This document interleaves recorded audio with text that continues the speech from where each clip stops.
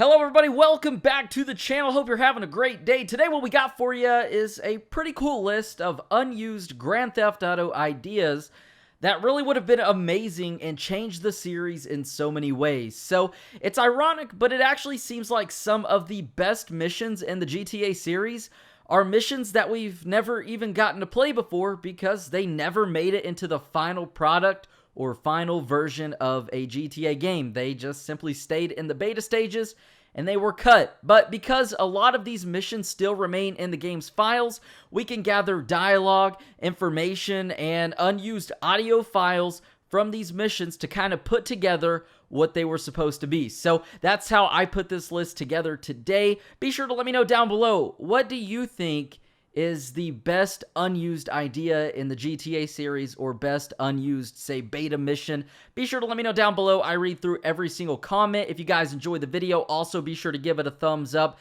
If we could break 2,000 likes, that would be pretty awesome. But with that said, let's go ahead and get started with these unused GTA series ideas that would have really just been amazing. Number 5, the Sharmuta Job. So this was actually a cut heist in Grand Theft Auto 5. It's possibly one of the most popular beta missions in GTA history. So it was originally supposed to appear in GTA 5, of course, and what it did was involve Michael and Trevor robbing the mansion owned by Martin Madrazo, that really cool kind of hacienda place outside of Los Santos.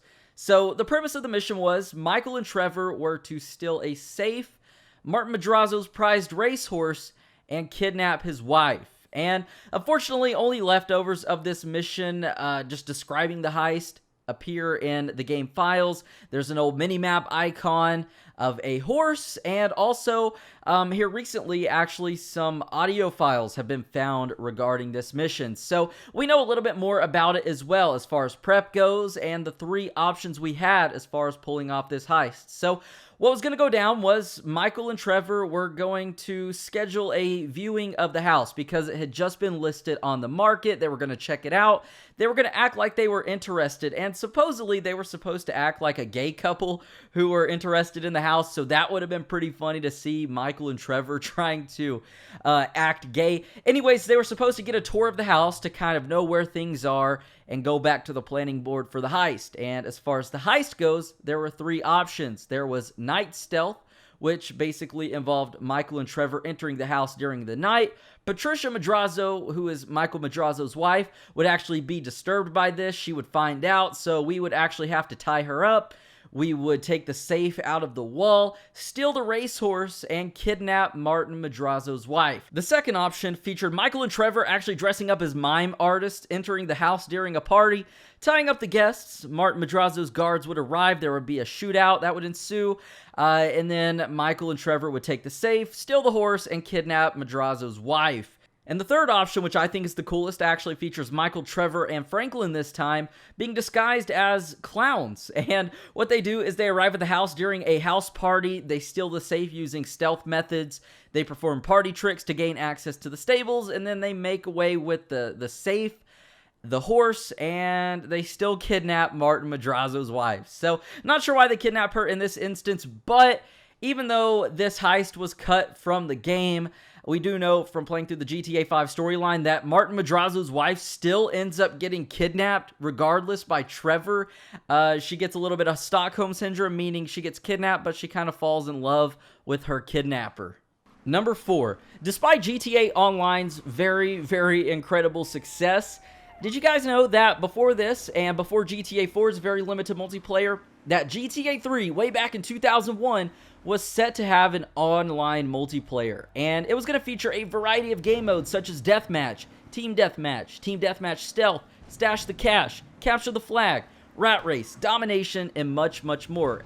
But unfortunately, none of these ever emerged or happened because of Rockstar favoring the development of GTA Vice City more than sitting back and working on GTA 3, which is understandable and very apparent because less than a year later, Vice City actually released. Now, for those of you who would have liked to play GTA 3's multiplayer, there's actually a really cool multiplayer mod that a lot of community members and fans of the GTA series have worked on and put together called GTA 3 Liberty Unleashed. And you might be asking yourself, well, how do we know that GTA 3 was supposed to have a multiplayer? And that's because of strings of code and text left within GTA 3's game files that tell us about the different game modes, as well as a in-game menu featuring the multiplayer tab. So if that isn't obvious, then I don't know what is. But also, pretty cool fact is that when GTA 3 released on mobile devices back in 2011 for its 10-year anniversary, there was actually some multiplayer maps that we are able to get access to because of them being left within the game files on mobile devices,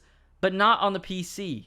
Number 3, Mr. Moffat. So, Mr. Moffat is an unused character in Vice City. He was cut from the game. He never made it into the game, unfortunately. But Mr. Moffat would have been a pretty cool character. So, basically, Tommy Vercetti and Mr. Moffat had a history together from being in prison. For those of you who don't know, Tommy Vercetti was actually in prison for 13 years leading up to the events of GTA Vice City, and that's how these guys met. So, Tommy Vercetti is obviously out living life in Vice City, but Mr. Moffat, he's actually on the run. He broke out of prison, and we know this from a very, very detailed audio dialogue conversation that can be found within the game files between Tommy and Mr. Moffat. And Mr. Moffat is actually on the run. He's escaped from prison, and he's in Vice City, and he's calling Tommy from a payphone, and all he wants Tommy to do is pick him up and drop him off at the airport so that he can leave the city and get out of there. And little else is known about Mr. Moffat other than the fact that in-game,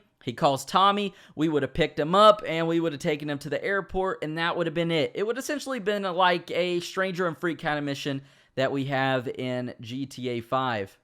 Number 2, all of Grand Theft Auto 5's activities that were cut from the game for no reason. So, what I mean by cut from the game is places like the Comedy Club, places like the Bahama Mamas, these very, very detailed interiors that are never seen within Grand Theft Auto 5. The Bahama Mamas and the Comedy Club are two that I know for a fact are never seen in any commercials. They never appear in any cutscenes, any missions whatsoever. They are literally just these very detailed places that we can get access to through the use of mods or glitches, but every time we glitch into these interiors and Rockstar finds out about it, they actually fix them, they patch them to where we can't get in them anymore. So what's the point in barring these interiors off when they are in the game, but we can't access them? It doesn't really make any sense. I've never understood why Rockstar does that, and it really just takes away from the freedom and the fun of Grand Theft Auto 5.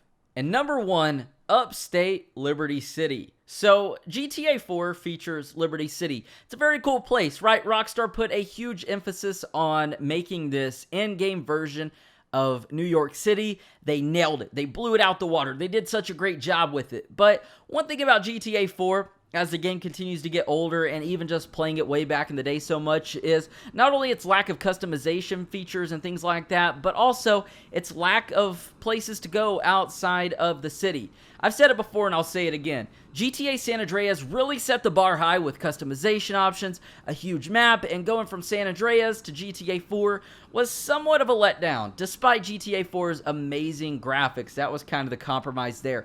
You know, you're losing a lot of customization features for amazing graphics, which is what San Andreas didn't have compared to GTA 4. But nonetheless, GTA 4 was originally going to take place not only in Liberty City, but also upstate New York. It was going to feature a very dense forest area. It was going to feature the Caraways, which is a mountain range. There was going to be tons more to do in the game. It probably would have been a map the size of GTA 5, but what I'm guessing is maybe due to console limitations at the time with Xbox 360, the PlayStation 3, maybe that's why Rockstar didn't do it. But then again, that argument can be somewhat invalid because they did it with GTA 5. We had this pretty big map, one of the biggest ever created, not only in the GTA series, but in video game history. But the game would have probably featured multiple airports. Because of it having a bigger map, we probably would have been able to fly airplanes, which would have been very cool.